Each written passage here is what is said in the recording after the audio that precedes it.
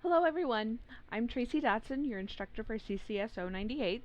I wanted to take a moment and in this video to go over some quick reminders and then answer your questions that you gave me for your past reading and writing experiences assignment that you filled out week 1.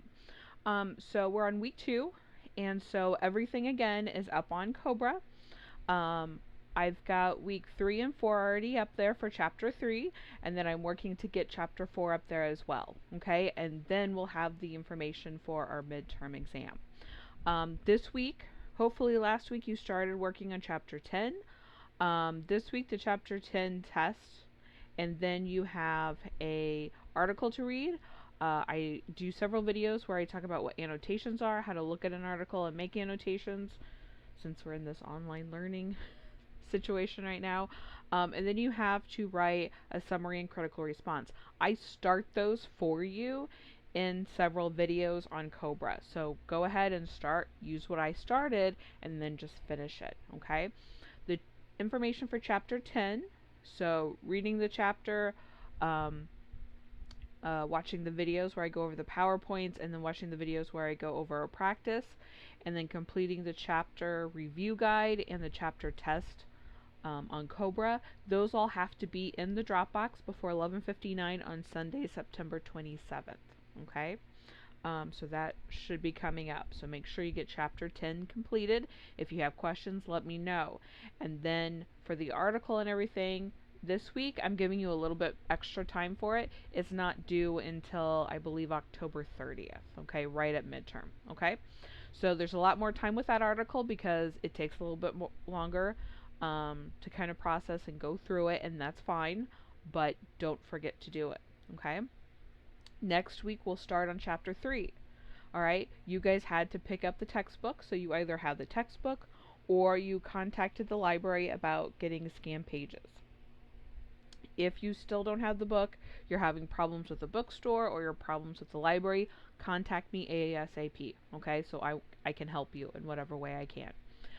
For those who've been getting the scanned copies, I may have to put chapters 5 and 7 up on Cobra for you because it looks like the library's reserve copy is missing pages. Okay, so when we get to the second half of the semester, I'll let you know about that. Okay, so in the meantime, you're just doing the work online. Okay, you're going to go to the content tab, look at each weekly folder, do that week's worth. Okay, and granted, I'm allowing you more time to get each chapter's worth of work done.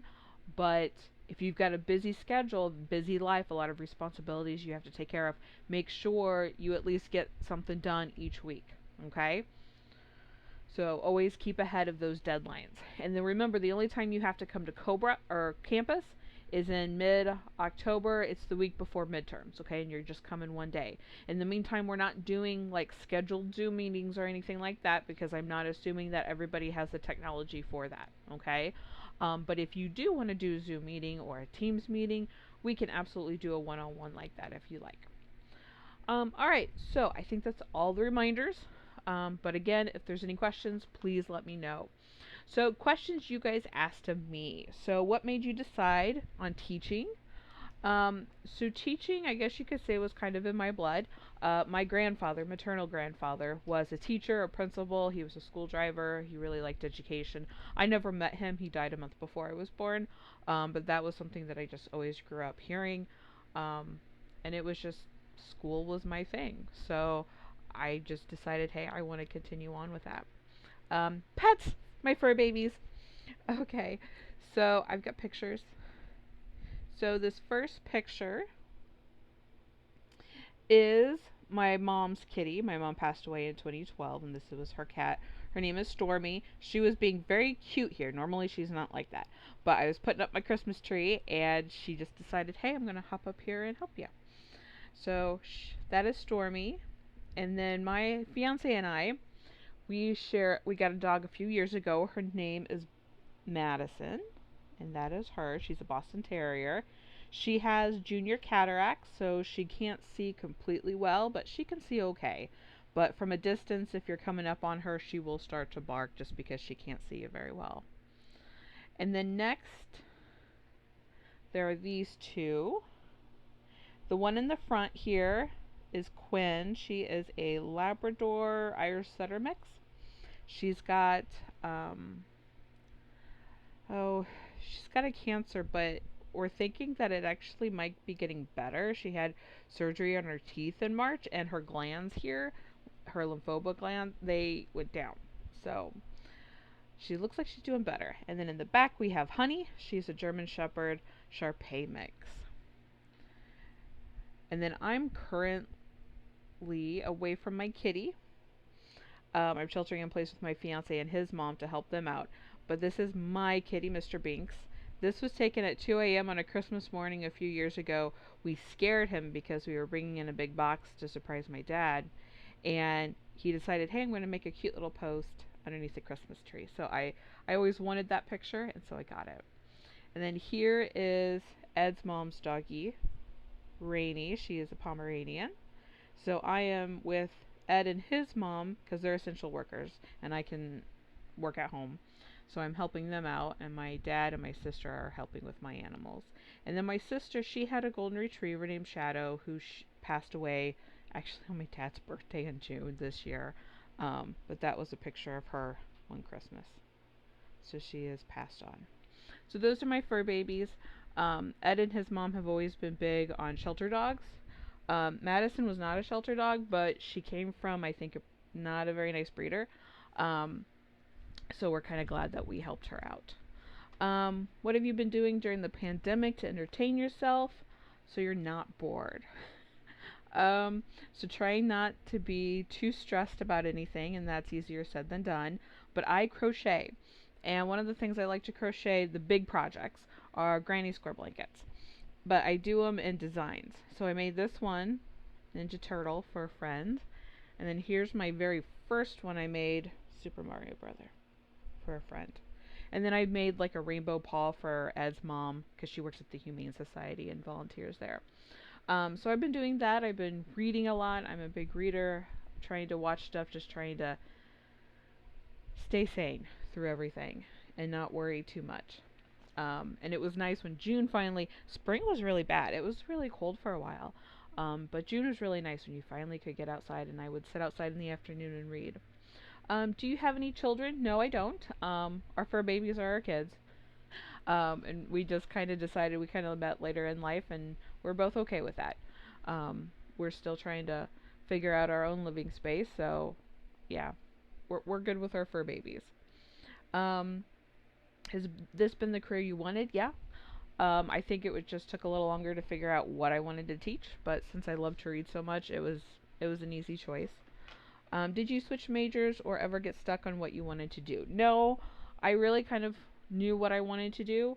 I thought I'd be a high school English teacher, and then I did my student teaching and said I don't know if I like dealing with them. I want a little bit older, so I stayed on for my master's degree in English, and I specialized in children's literature. And so now I teach, community college level, and I really like this level. You guys are kind of right out of high school. Some of you are, and it's really nice to sit and talk with you and see what your plans are for the future. Well, when we can. What is your favorite thing to do in your free time?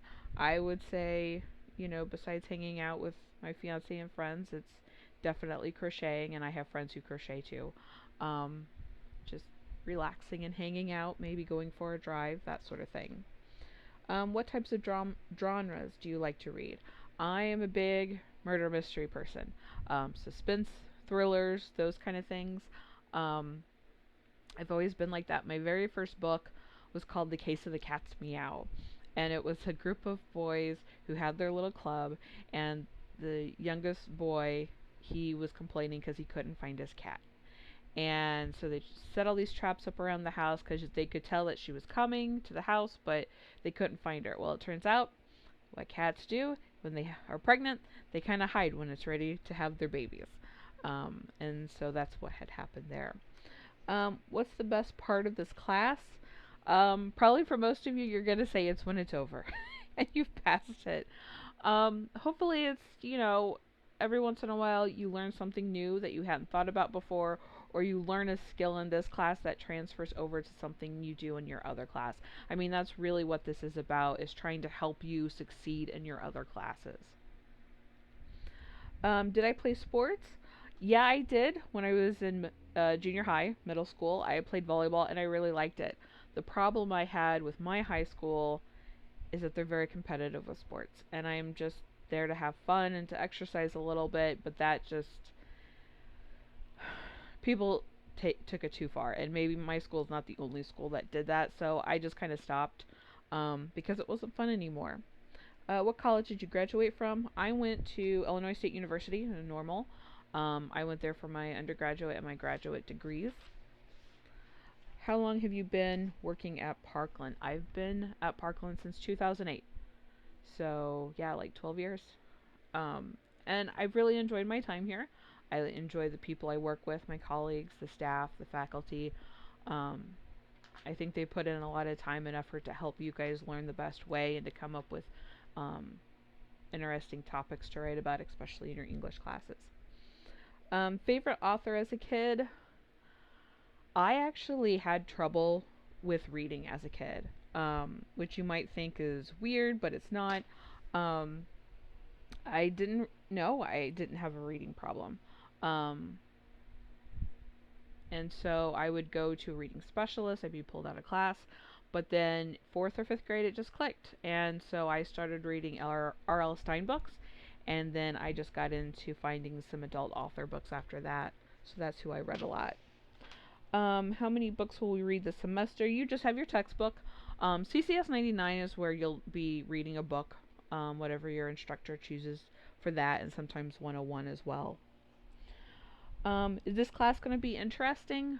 Hopefully you'll learn skills that will help you in your other classes. That's really the idea behind critical comprehension skills, is saying, okay, this is the text that your instructor in your other class is going to give you. Here's how you can approach it and not freak out, and learn how to remember the information better. What was my favorite book growing up? Kids book, I always liked the Bernstein Bears books, and then growing up as a teen, I really liked a murder mystery series by Elizabeth Peters called the Amelia Peabody series. How do you like teaching? What inspired you to teach? I just always liked the classroom. I like talking about subjects and getting, other people interested in what I had read about or what I talked about. How has the pandemic affected you by being a teacher? Is it more stressful? Um, I don't have to worry about leaving the house at a certain time in the morning. I just have to make sure I'm on the computer or I get my stuff done.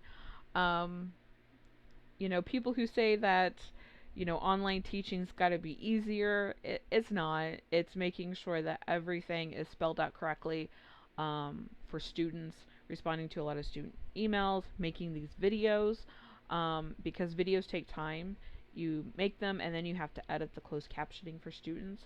So it all takes a lot more time, I think, than just regular teaching. So in that case, it has been a little bit more stressful, but I'm lucky and privileged that I can do it from home in a safe environment.